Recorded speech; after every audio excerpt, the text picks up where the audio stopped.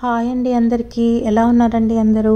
నేను ఈరోజు చాలా సింపుల్గా క్విక్గా చేసుకొని ఆలు కర్రీ చూపిస్తానండి.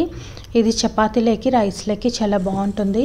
ముందుగా పాన్ పెట్టుకొని అందులో ఆయిల్ వేసి క్రష్డ్ జింజర్ గార్లిక్, ఆనియన్స్, కరివేపాకు, టమోటో వేసి దోరగా వేయించుకోవాలి. అందులో జీడిపప్పు యాడ్ చేశాను, అదేమంత మ్యాండేటరీ కాదు. కొంచెం ఉప్పు, పసుపు వేసి వేయించుకున్న తర్వాత కట్ చేసి పెట్టుకున్న పొటాటో పీసెస్ అందులో యాడ్ చేసి వేయించుకోవాలి. దీన్ని ఎగ్జాక్ట్గా మా ఊర్లో అయితే ఉల్లగడ్డ కారం పులుసు అని పిలుస్తాము. రాయలసీమలో ఆల్మోస్ట్ అందరూ పొటాటోని ఉల్లగడ్డని పిలుస్తామండి. ఇది వేయించుకున్న తర్వాత మూత పెట్టేసుకోవాలి.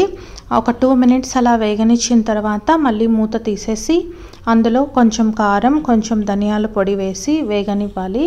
నేను కొంచెం జీలకర్ర యాడ్ చేశానండి, అది షూట్ చేయడం మర్చిపోయాను. తర్వాత కొంచెం వాటర్ యాడ్ చేసి మూత పెట్టేసుకొని ఒక 5 minutes ఉడకనిస్తే ఆల్మోస్ట్ పొటాటో బాయిల్ అయిపోతుందండి. ఓపెన్ చేసిన తర్వాత నేను కొంచెం ఆమ్చూర్ పౌడర్, అదే డ్రై మ్యాంగో పౌడర్ టేస్ట్ కోసమని యాడ్ చేశాను. ఒక 10 to 15 minutes లోపు tasty and simple curry ready అయిపోతుందండి. ఈ సింపుల్ కర్రీని చూపించడానికి ఒక స్పెషల్ మెమరీ ఉందండి. నేను మా అమ్మ దగ్గర నేర్చుకున్న ఫస్ట్ రెసిపీ అండి. ఎందుకంటే నాకు చిన్నప్పటి నుంచి పొటాటో అంటే ఇష్టం.